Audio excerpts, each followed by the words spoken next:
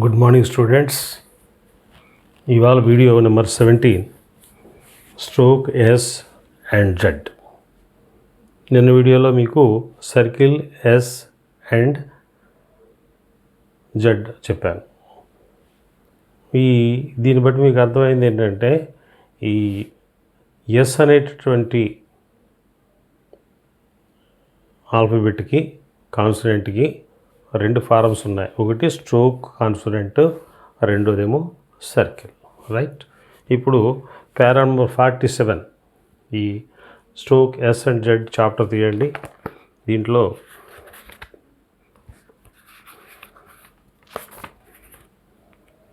Page number 35 తీస్తే పారా number 47. పారా number 47 ఏం చెప్తుందంటే, wherever there is an initial or a final vowel sound, there must be a stroke consonant. ఇనీషియల్గా కానీ చివర కానీ వోవెల్ సౌండ్ వచ్చినట్టయితే ఖచ్చితంగా స్ట్రోక్ రాసుకోవాలి, స్ట్రోక్ కాన్సనెంట్ రాసుకోవాలి, సర్కిలెస్ రాయకూడదు అన్నదే దీని అర్థం అనమాట. ఇది చాలా ఈ 47 పారా చాలా important, very very important. VVIP అంటారు చూసారా, వెరీ వెరీ ఇంపార్టెంట్ పర్సన్. అలాగా ఈ 47 చాలా ఇంపార్టెంట్. మొత్తం ఈ బుక్లో అక్కడక్కడ వస్తూనే ఉంటుంది. వచ్చి విదిన్ బ్రాకెట్స్ అంటాడు సి పారా నెంబర్ 47 అని. దీని అర్థం ఏంటంటే 47 అర్థం చెప్పాను కదా మీకు. ఇనీషియల్గా ఓవెల్ వస్తే ఖచ్చితంగా, ఓవెల్ సౌండ్ వస్తే ఖచ్చితంగా స్ట్రోక్ రాసుకోవాల్సిందే. ఇక్కడ మీకు ఎగ్జాంపుల్ ఒకటి రాస్తాను చూడండి. యాస్ప్.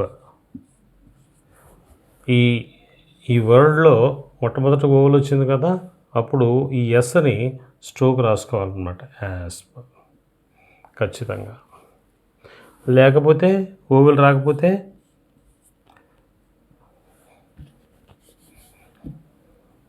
ఇనిషియల్గా కనుక ఓవెల్ రాకపోతే ఇలాగ శాప్ రాసేసుకోవచ్చు. పీకి సర్కిలస్ పెట్టుకోవచ్చు, ఇలాగ సర్కిలస్ పెట్టేసుకోవచ్చు. ఇది అలాగే final oval, initial oval or final oval. Final oval వచ్చినా కూడా ఖచ్చితంగా స్ట్రోక్ కాన్సనెంట్ రాసుకోవాలా. ఎగ్జాంపుల్ చూడండి, రేస్. ఫైనల్గా ఓవెల్ వచ్చిందా? రాలేదు. కాబట్టి రేకి సర్కిలస్ పెట్టేస్తాం, సరిపోతుంది. అదే రేసి ఫైనల్ సౌండ్ వచ్చింది, ఓవెల్ సౌండ్ వచ్చింది. కాబట్టి ఖచ్చితంగా రే సి ఖచ్చితంగా రాసుకోవాల్సింది. ఇది ఈ పారా అర్థం. అక్కడ చెప్తారు చూడండి, to provide a place for the oval sign. Right. Therefore, the stroke S must be written when a vowel precedes initial S or when a vowel follows final S or Z. ఫైనల్గా ఇది racy S sound వస్తుంది, Z sound కూడా వస్తుంది. Right. ఇది పారా number 47. Next దాంట్లో example చెప్తాడు, చదువుతాను చూడండి. Ace, say, ooze, zoo, asp, sap, ask, sack, racy, race, busy, bees. Right. ఇక్కడి నుంచి మనం పక్కకెళ్తే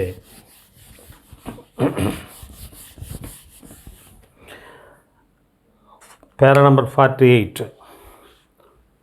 ఇక్కడ కాంపౌండ్స్లో కానీ డెరివేటివ్స్లో కానీ రూట్ వర్డ్లో ఉన్నటువంటి ఎస్ ఏదైతే ఉందో ఆ ఎస్ని అలాగే ఉంచాలి. A S? Stroke consonant. Stroke consonant అంటే ఈ ఎస్ను కానీ ఈ జడ్ను కానీ రూట్ వర్డ్లో వచ్చేటటువంటి ఆ స్ట్రోక్ కాన్సనెంట్ని అలాగే ఉంచాలి, కానీ అది తీసేసి సర్కిలస్ పెట్టకూడదు. చిన్న ఎగ్జాంపుల్ మీకు చెప్తాను. ఇది చెప్పే ముందు అసలు యాక్చువల్గా మీకు కాంపౌండ్ వర్డ్ అంటే ఏంటి, డెరివేటివ్ అంటే ఏంటి మీకు తెలియాలి కదా. దానికి చిన్నగా మీకు ఇక్కడ రాశాను, ఒకసారి చూడండి. అసలు what is the compound word? Compound word అంటే ఏంటి? When two words are used to get a new word it is a compound word. 2 words ఇక్కడ చూడండి. వాచ్, ఇది వాచ్ ఇక్కడ పెట్టాను. మ్యాన్, మనిషి. ఈ 2 వర్డ్స్ కలిపితే కొత్త వర్డ్ వస్తుంది. ఈ కొత్త వర్డ్ ఏంటి? Watch man. అది మనకి కాంపౌండ్ అంటే అది. డెరివేటివ్ అంటే ఇక్కడ చూడండి, నో అనేటువంటి వర్డ్ ఉంది. ఈ నో నుంచి డెరివేటివ్ అంటే డిరైవ్, పొందటం అనమాట. ఈ నో నుంచి ఎన్ని వచ్చినాయి చూడండి. నోన్, అన్ వచ్చింది చూడు, అన్నోన్, నాలెడ్జ్, ఇంకా ఉన్నాయి, అన్నీ రాయలేదు నేను. సో కాంపౌండ్ అంటే 2 వర్డ్స్ కలిస్తే ఒక కొత్త వర్డ్ వస్తుంది, దాన్ని కాంపౌండ్ అంటారు. డెరివేటివ్ అంటే ఒక వర్డ్లోంచి, ఒక రూట్ వర్డ్లోంచి మిగతా వర్డ్స్ రావటం అనమాట. రైట్.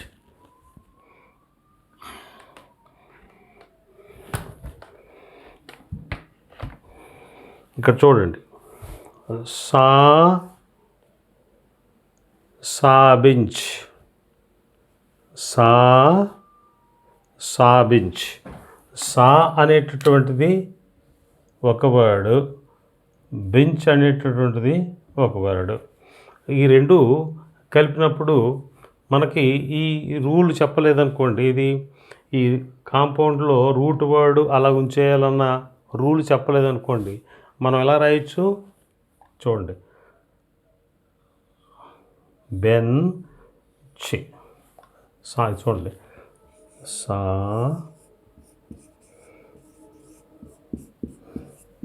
బెంచ్. ఎస్ని ఫాలో అవుతుందంటే బీకి ముందు వచ్చినట్టే కదా. సా, బీని ఫాలో అవుతుంది, బెంచ్. ఇలా రాసేయచ్చు. ఎంత రాసాం కదా, ఇలా రాసేయచ్చు. కానీ ఇక్కడ ఏం చెప్పాడు, కాంపౌండ్ వర్డ్స్లో ఆ రూట్ వర్డ్ ఏదైతుందో రూట్ వర్డ్ని అలా ఉంచేయండి. ఎస్ ఎలాగొచ్చిందో అలా ఉంచేయండి. కాబట్టి ఇక్కడ ఖచ్చితంగా మనం సా బెంచ్ ఇలా రాసుకోవాల్సిందే. ఇది కరెక్ట్, ఇది కరెక్ట్ కాదు. రైట్. నెక్స్ట్ సా బెంచ్ నుంచి పక్కకెళ్తే ఎసైల్డ్ డెరివేటివ్. ఎసైల్డ్ ఎలా రాశాడు ఇక్కడ? ఎసైల్డ్ ఎలా రాశాడమ్మా? ఎసైల్డ్ రాశాడు. అలాగా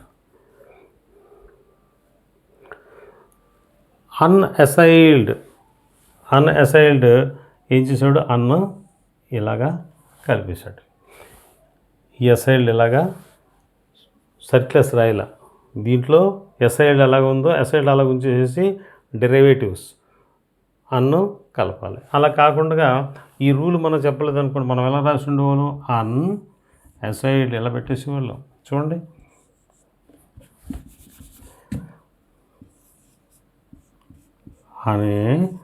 అన్ఎసైల్డ్ ఎన్, ఇదిగో ఎస్కేమో సర్క్యులర్స్ పెట్టేసేసి ఎల్లో డి ఇలా రాసేసేవాళ్ళు. కానీ ఇలా రాయకూడదు. ఎలా రాయాలి? ఎసైల్డ్ నుంచి వచ్చింది అన్ఎసైల్డ్ కాబట్టి ఆ రూట్ వర్డ్ ఏదైతే ఉందో మొట్టమొదటి వచ్చిందో ఆ వర్డ్ ఏదైతే ఉందో దాన్ని మాత్రం మనం మార్చకూడదు. ఇది డెరివేటివ్స్ కాంపౌండ్స్ గురించి ఎగ్జాంపుల్స్ ఏం చెప్పాడు? సా బెంచ్, ఎసైల్డ్, అన్ఎసైల్డ్, డిసీజ్, ఈజ్. అసలు ఈజ్ నుంచి వచ్చింది డిసీజ్ అనమాట. ఆ ఈజ్ ఎస్ అనేటువంటిది స్ట్రోక్ ఎస్ జీ అలా ఉంచేసేసి చూడండి, డిసీజ్.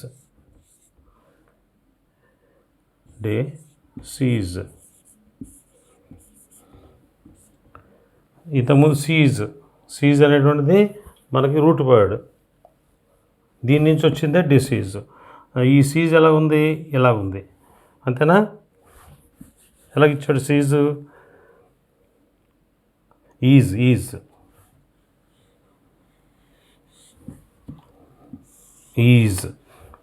నుంచి వచ్చింది. ఈజ్ ఇలా ఉంది. అక్కడ ఏం చేయబడి డెస్ పెట్టేసాడు, అంతే. డెస్ ఇలా పెట్టేసాడు, డిసీజ్. రైట్. ఇది నెక్స్ట్. ఇక్కడ జాగ్రత్తగా వినండి. ఈ మధ్యలో ఒక చిన్న ఇంటరప్షను. మీరు ఒకసారి పేజ్ నెంబర్ 32 ఒకసారి తీయండి. 32లో మీకు ఏం చెప్పారంటే the circle S may be added to a stroke logogram అని చెప్పన్నా. స్ట్రోక్ లోగోగ్రామ్ అంటే మన గ్రామలాగ్స్నే లోగోగ్రామ్స్ అంటారు. స్ట్రోక్ అంటే ఏంటి? పి, బి, టి, డిడి 24 ఉన్నాయి కదా. ఈ 24 కూడా 1-2 తప్పిడిసి గ్రామలాగ్స్ ఉన్నాయి already. Put, P through the line put, B on the line B ఉన్నాయి కదా. ఆ స్ట్రోక్ లోగోగ్రామ్స్ ఏవైతే ఉన్నాయో వాటికి సర్కిల్స్ పెట్టవచ్చు అన్నదే అర్థం అన్నమాట. ఓకేనా? రైట్. ఇక్కడ నుంచి మనం ఈ లెసన్కి వద్దాం. నెక్స్ట్ చూడండి, పేజ్ నెంబర్ 35 వచ్చేసి the stroke is also return. The stroke, a stroke? Circle S, stroke S. ఎప్పుడు రాస్తారు అంటే సర్కిల్ ఎస్ రాయరు అనమాట, స్ట్రోక్ ఎస్సే రాయాలి. ఇప్పుడు in words like science, suer, where, triphone immediately follows initial S. చూడండి,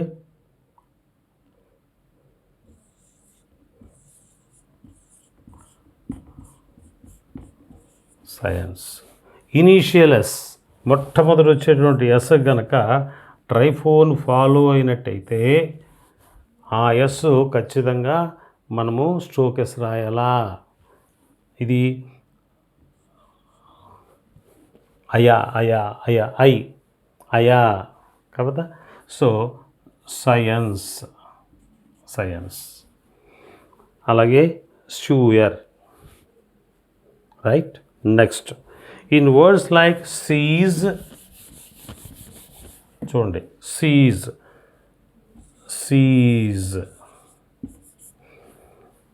సాసర్, అలాగే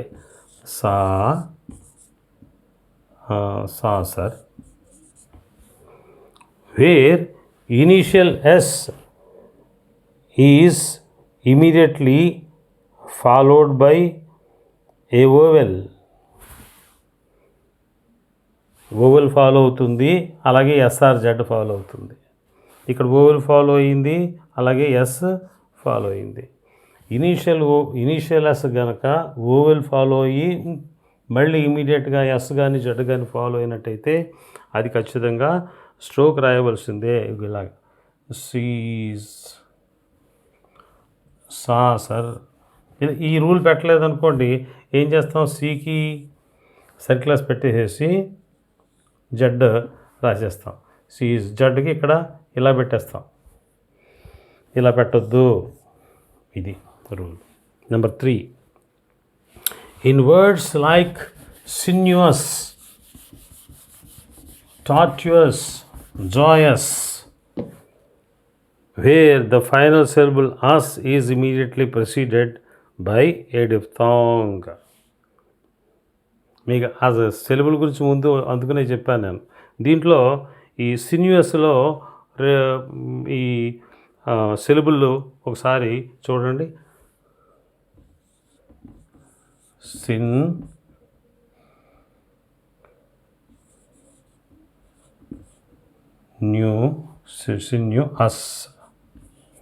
చూడండి, సిన్యూస్ అస్ అనేటువంటిది, యుఎస్ అనేటటువంటిది మీకు సిలబుల్. ఇదొక సిలబుల్, అవునా కదా? So where final syllable is immediately preceded by a diphthong.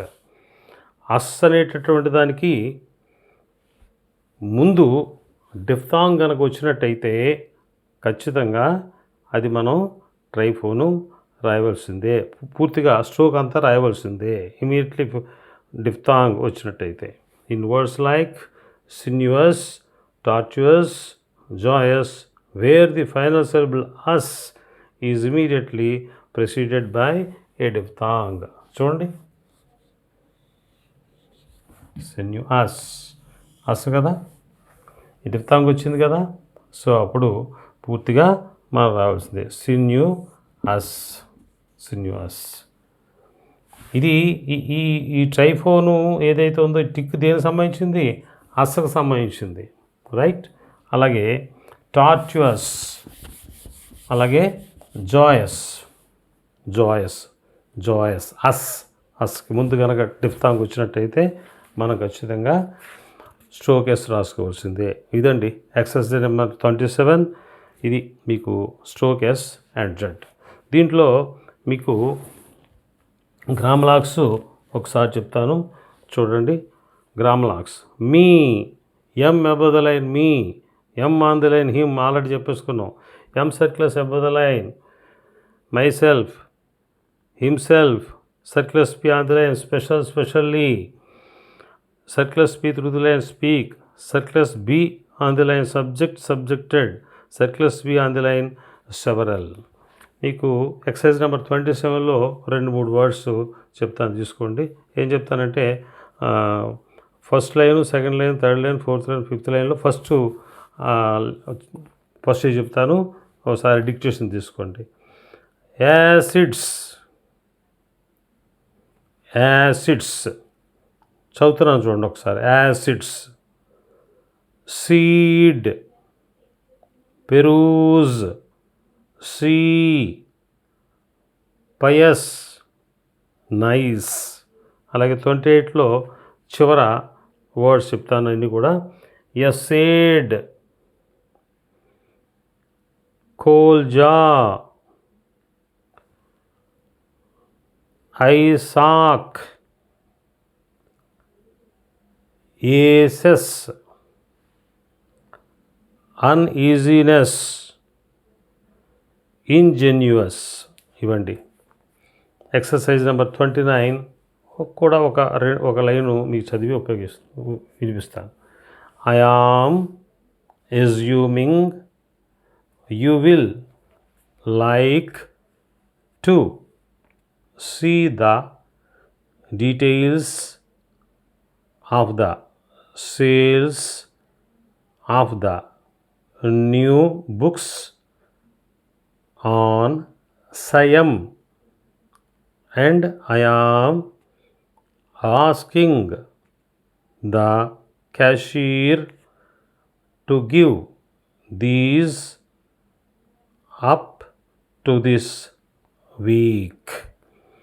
అలాగే ఎక్సర్సైజ్ నెంబర్ 30లో ఒక లైన్ చదివి వినిపిస్తాను. For several special reasons I should like you to come to see me on Wednesday as early as you can.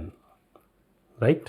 ఇది మీరు ఇవన్నీ కూడా practice చేసుకుంటే అప్ టు 30 ఎక్సర్సైజ్ దాకా ప్రాక్టీస్ చేసుకుంటే నేను రేపు లార్జ్ సర్కిల్ చెప్తాను. రేపు నెక్స్ట్ వీడియోలో 18 వీడియోలో లార్జ్ సర్కిల్ గురించి చెప్తాను. 19th వీడియోలో మీకు ఈ చాప్టరు అండ్ నెక్స్ట్ చాప్టరు కలిపి మీకు డిక్టేషను ఇస్తాను. Until then thank you.